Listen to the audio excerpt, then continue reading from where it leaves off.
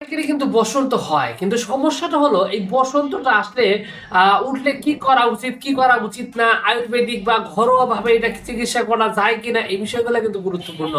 তবে এখানে বিষয়টা হলো যে বসন্ত উঠার আগে থেকে কিন্তু এটা টের পাওয়া যায়, কারণ বসন্ত উঠলে আপনার প্রথম থেকে হাত পা শরীরে ব্যথা শুরু করে এবং জ্বর শুরু হয়ে যায়।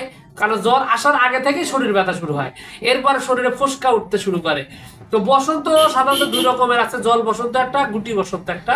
তো এই দুইটাকে আসলে ভালো রকমের চিকিৎসা কিন্তু রয়েছে, আপনার আয়ুর্বেদিকের মাধ্যমে এটা কিন্তু ভালো সমাধান করতে পারেন।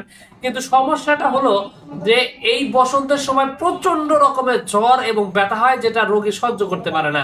এই জন্য যে বিষয়টা প্রয়োজন, এক্ষেত্রে এই জ্বর কমানোর জন্য হোমিওপ্যাথিক চিকিৎসার সাপোর্ট নিলে সবচাইতে বেশি ভালো হবে।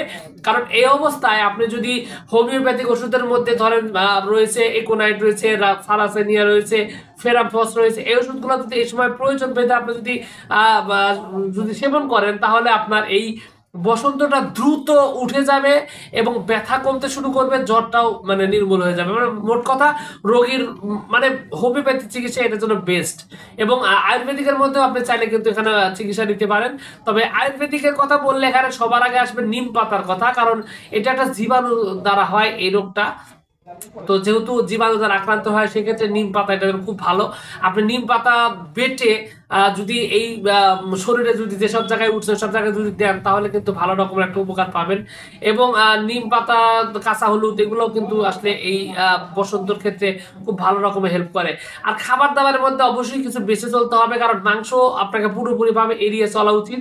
কারণ এই অবস্থায় মাংস খেলে কিন্তু যে বিষয়টা হয়, যেটা অনেকের শরীরে অ্যালার্জি আছে, অ্যালার্জিক চুলকানি বৃদ্ধি পেতে পারে এবং ভিতরে পুঁজ হওয়ার একটা সম্ভাবনা থাকে। সুতরাং আপনার যদি বসন্ত হয়, সুতরাং এখানে ঝুঁকি নেওয়ার কোনো সুযোগই নেই। সরাসরি আপনি যে কাজটা করবেন সেটা হলো, যেখানে মাংস এড়িয়ে যাবেন, মাছও খাওয়ার দরকার নেই। খাবারের মধ্যে ডাব খেতে পারেন, ভালো রকমের দই খেতে পারেন, হ্যাঁ, করলার তরকারি খেতে পারেন। এগুলো কিন্তু আসলে এই অবস্থায় খুব ভালো রকমের আপনার সহায়তা করে। এবং কাঁচা কলাও আপনি খেতে পারেন, কোনো সমস্যা নেই, এগুলোর জন্য ভালো। এবং সিদ্ধ তরকারি বেশি বেশি খাওয়ার চেষ্টা করবেন। আর এই অবস্থায় আপনার মানে পরিশ্রম না করাটা হচ্ছে সবচেয়ে বড় গুরুত্বপূর্ণ। কারণ এই অবস্থায় আপনি যদি পরিশ্রম করেন, তাহলে কিন্তু আপনার শরীরের অবস্থা আরো খারাপ হয়ে যাবে। এই জন্য আপনাকে যে কাজটা করতে হবে, আপনাকে অবশ্যই বিশ্রাম নিতে হবে এবং আপনার রোগটাকে পর্যবেক্ষণে রেখে সঠিকভাবে চিকিৎসা নেওয়াটা হচ্ছে গুরুত্বপূর্ণ। এবং নিয়ম নীতিগুলো ফলো করতে হবে। এবং হোমিওপ্যাথিক চিকিৎসাটা যদি আপনি কন্টিনিউ করেন, সাথে যে নিয়মগুলো বলে দিলাম এগুলো যদি ফলো করেন, তাহলে সাধারণত দেখা যায় যে 2 থেকে 3 দিনের মধ্যেই আপনার রোগটা মোটামুটি ভালোর দিকে চলে যাবে। এখানে কোনো সমস্যা হবে না এবং খুব সহজেই কিন্তু সমাধান হয়ে যাবে। আর এই বসন্ত উঠলে প্রচন্ড রকমের জ্বর হয়, যার কারণে রোগী মানসিকভাবে খুবই অস্থিরতার মধ্যে থাকে এবং মৃত্যু ভয় কাজ করে। সুতরাং এই অবস্থায় তাকে মানসিকভাবে সাপোর্ট দেওয়াটা জরুরি এবং ঠিকঠাক মতো তার সাথে ভালো মতো কথা বলা, ডাক্তারের সাথে কথা বলা এবং রোগের অবস্থা নিয়ে আসলে চিন্তার কিছু নাই সেই বিষয়টা তাকে ভালোভাবে বোঝানো, এগুলো কিন্তু মানসিকভাবে তাকে সহায়তা করবে এবং দ্রুত সুস্থ হতে সহায়তা করবে।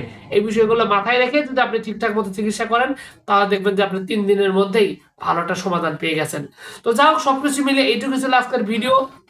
আশা করছি পুরো তথ্যগুলো আপনার কাছে অনেক অনেক বেশি ভালো লেগেছে। আর যদি লেগে থাকে অবশ্যই ভিডিওটিতে একটু লাইক দিয়ে, আর চ্যানেলে যদি প্রথমবার এসে থাকেন অবশ্যই চ্যানেলটি সাবস্ক্রাইব করবেন। কোনো প্রশ্ন, কোনো মতামত, কোনো অভিযোগ থাকলে অবশ্যই কমেন্টস করে জানাতে পারেন। তো ভিউয়ার্স, আপনাদের সকলকে অনেক অনেক ধন্যবাদ। আসসালামু আলাইকুম ওয়া রাহমাতুল্লাহ।